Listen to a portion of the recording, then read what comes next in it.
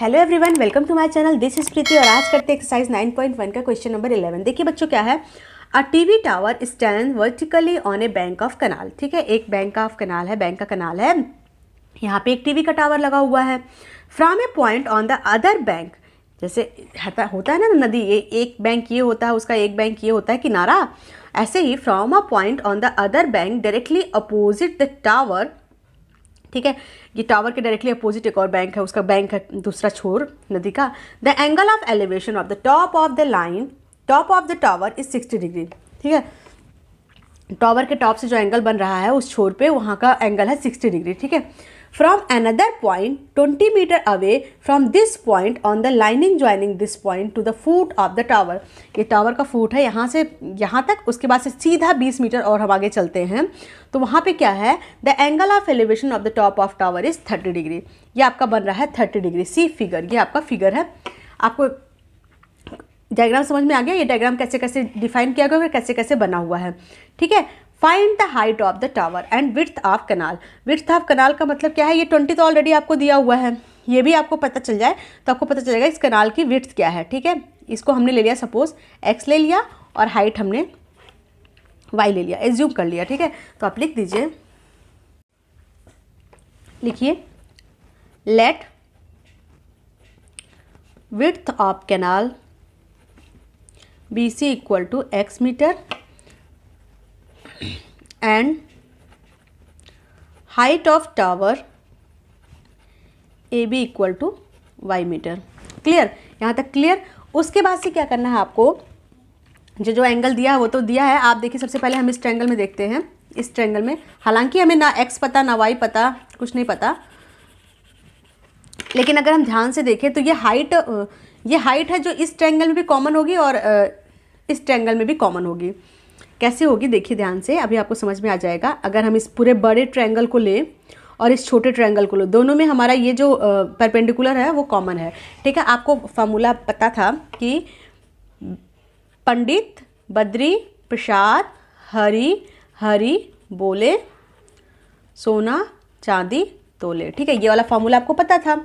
अब यहाँ पे हमारा क्या है, अगर हम इस में देखें हाइपोटेन्यूस, तो हमें कोई करना नहीं है। हमें क्या करना है, हमें विड्थ और परपेंडिकुलर से ही मतलब है। तो यहाँ पे हम कौन सा लगाएंगे बच्चों, जिसमें परपेंडिकुलर और बेस निकलता हो। तो यहाँ से देखिए, अगर ये tan थीटा है, इस tan थीटा से हम परपेंडिकुलर और बेस दोनों फाइंड कर लेंगे। तो हम लगाते हैं in triangle ABC tan theta equal to perpendicular upon base.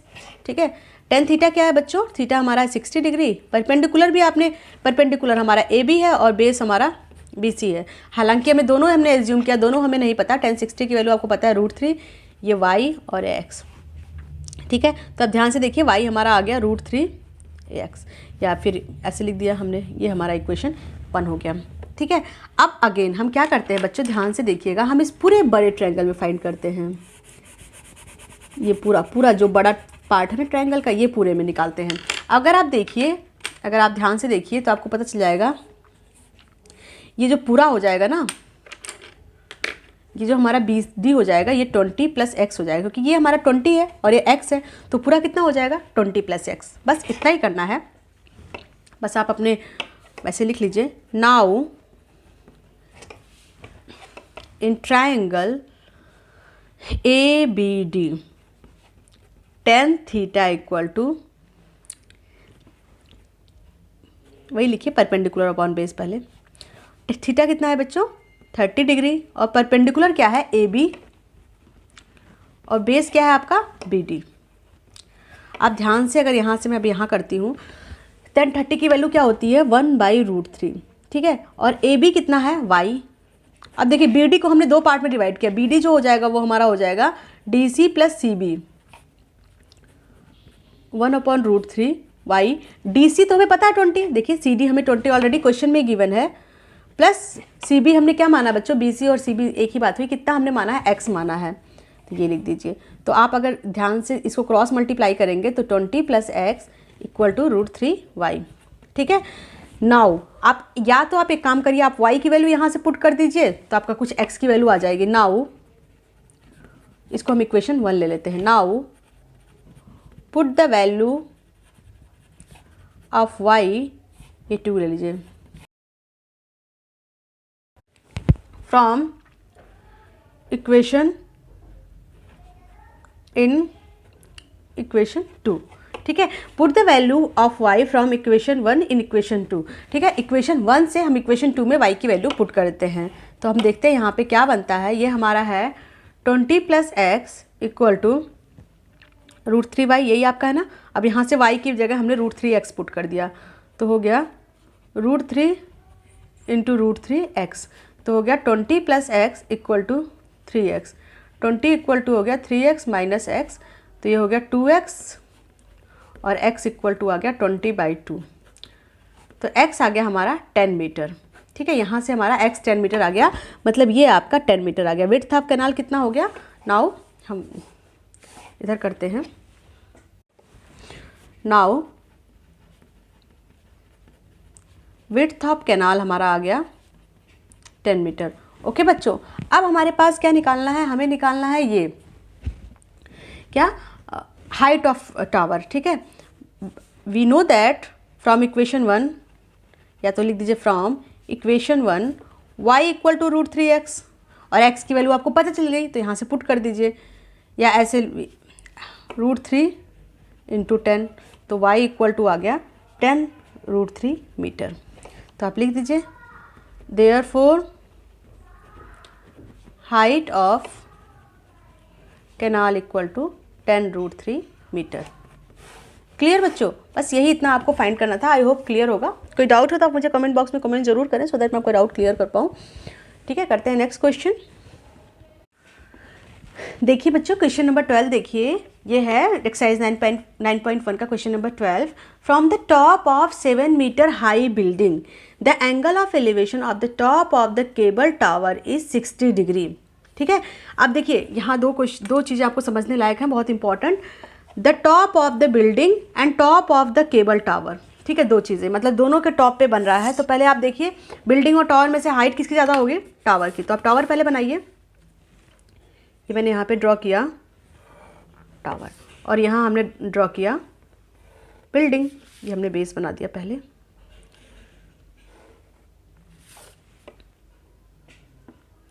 ठीक है। अब यहाँ बोला है the top of the 7 metre high building, मतलब ये आपको दिया हुआ है, इसकी हाइट, बिल्डिंग की हाइट 7 मीटर, ठीक है। एंड क्या है, 7 metre high building the angle of elevation of the top of the cable, ठीक है। इसका टॉप क्या होगा बच्चों, बिल्डिंग टावर का टॉप ये और इसका टॉप ये, ठीक है। यहाँ पे आपको दिया है इसका एंगल जो फॉर्म हो रहा है, दिस एंगल इज 60 डिग्री, मतलब यहाँ भी कुछ तो लाइनिंग होगी तभी तो एंगल, मतलब चलिए हम लाइनिंग बना लेते हैं जिससे आपको समझने में आसानी हो। एक डॉटेड लाइन बना दिया हमने, ठीक है। तो ये हमारा हो गया 60 डिग्री यहाँ फॉर्म हो रहा है। And the angle of depression of its foot is 45 degree, ठीक है। अब ये कैसे होगा, डिप्रेशन का मतलब, अब बच्चों अभी तक आप लोगों ने सिर्फ एंगल ऑफ एलिवेशन पढ़ा, ठीक है। अब हम पढ़ते हैं एंगल ऑफ डिप्रेशन क्या होता है। डिप्रेशन मतलब क्या है बच्चों, देखिए जैसे आपने यहाँ पे समझाती हूँ मैं।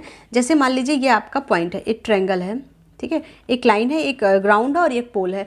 यहाँ से अगर कोई बंदा ग्राउंड पे बैठ के हाइट को देख रहा है, ठीक है, कोई ऊंची चीज़ नीचे से खड़े होकर कुछ ऊंचा देख रहे हैं, ठीक है, तो इसको बोलते हैं एंगल ऑफ एलिवेशन, ठीक है। और सपोज यहाँ पे हम हैं और यहाँ ऊंचे पे खड़े होके हम कोई नीचे बॉटम देख रहे हैं। जैसे मान लीजिए हम टावर पे खड़े होकर नदी को देख रहे हैं, ऐसे नीचे की तरफ कोई एंगल बना रहे हैं, इस एंगल को हम बोलते हैं angle of depression,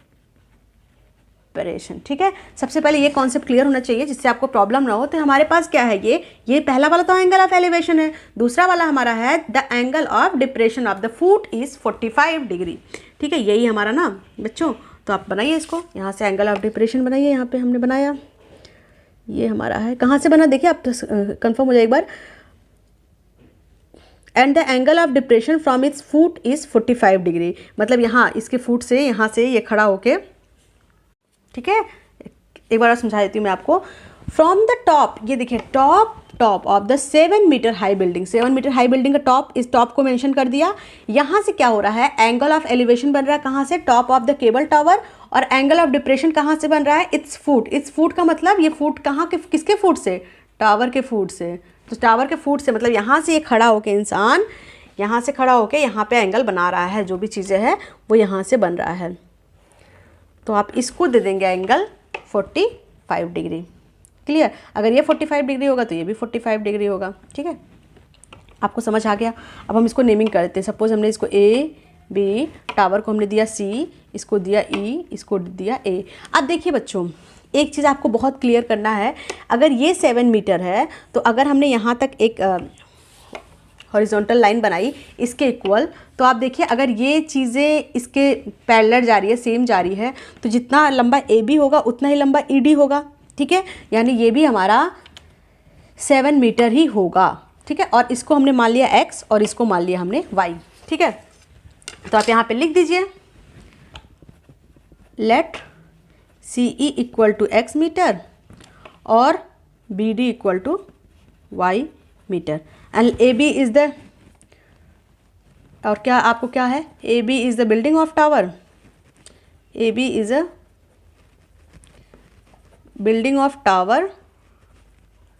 and CD is the, नहीं, AB is the building, sorry, AB is the building and CD is the tower।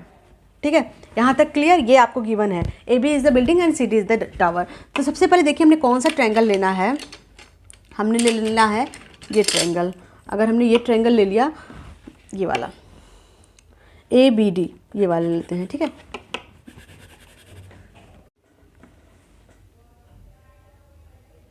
लीजिए, in triangle, now in triangle A B D. ठीक है, हमने ए बी डी लिया, तो यहाँ पे क्या हो जाएगा, यहाँ पे अगर देखिए हमें कौन सा रिलेशन लगाना है, ये परपेंडिकुलर है, ये बेस है। हमें अगर बेस, यहाँ का बेस पता चल गया बच्चों, तो जितना ये होगा उतना ही हमारा ए ही होगा, तो ए ही पता चल जाएगा। तो यहाँ पे फिर से हम वही फार्मूला रख के थीटा टेन या कॉस या साइन जो भी है, हम ये लेंथ निकाल लेंगे। बस क्लियर, यही हमें करना है। तो हमें यहाँ पे हाइपोटेन्यूज से तो कुछ लेना नहीं है, हमें तो बेस परपेंडिकुलर पता है और बेस निकालना है। बेस निकल जाएगा तो ए की वैल्यू निकल जाएगी, ए की वैल्यू निकल जाएगी तो हम सी की वैल्यू निकाल लेंगे।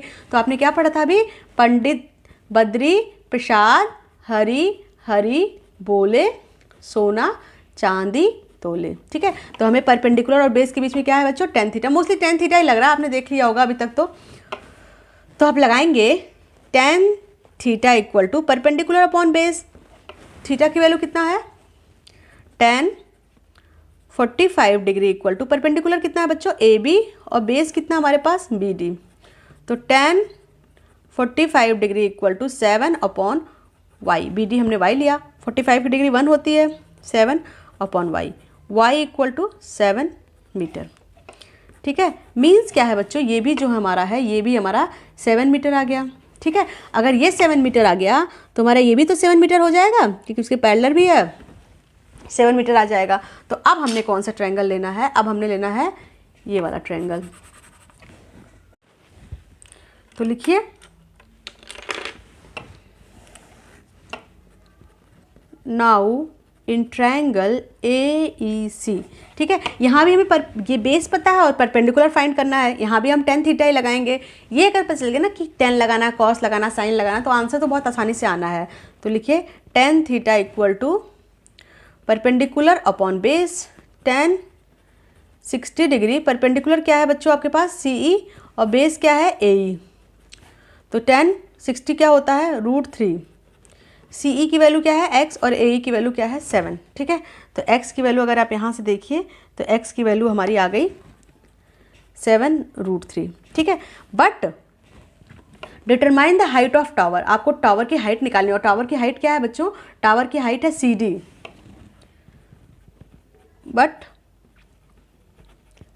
Height of tower equal to C D, और सी डी इक्वल टू क्या है, हाइट ऑफ टावर क्या है, सी डी, और सी डी इक्वल टू क्या है, सी ई प्लस ई सी। ठीक है, सी ई कितना है, 7, ई सी कितना है, x। ये 7 हो गया और x की वैल्यू कितनी आई बच्चों यहाँ से हमारी, x की वैल्यू हमारी आ गई 7√3 प्लस 7√3। अब यहाँ से हमने कॉमन ले लिया, प्लस तो होगा नहीं क्योंकि एक में रूट है और एक सिंपल है तो प्लस नहीं होता, दोनों फैमिली अलग हो गई है। तो यहाँ पे हमने क्या कॉमन ले लिया 7, क्या बचा 1 + √3 मीटर। ठीक है, इसको आप ऐसे लिख दीजिए 7√3 + 1 मीटर। ठीक है, अब आप यहाँ पे लिख दीजिए therefore height of tower equal to 7√3 + 1 metre. Clear, इस तरह से हम निकालेंगे। बहुत ही इजी तरीका था, बहुत ही आसानी से हो जाएगा। इस तरह से आप सारे क्वेश्चन कर सकते हैं। हमारे 4 क्वेश्चन और बचे हैं जिसको हम नेक्स्ट वीडियो में करते हैं। ठीक है, आई होप आपको वीडियो क्लियर होगा, कॉन्सेप्ट क्लियर हो गए होंगे आपके अभी तक तो हाइट एंड डिस्टेंस के। और ये बहुत 15-16 क्वेश्चन ही है और इसी बेस पे सारे क्वेश्चन आपके आते हैं। ठीक है, कोई प्रॉब्लम हो तो आप मुझे कमेंट बॉक्स में कमेंट जरूर करना। ठीक है, आज के लिए बस इतना ही, मिलते हैं नेक्स्ट वीडियो में, तब तक के लिए बाय बाय।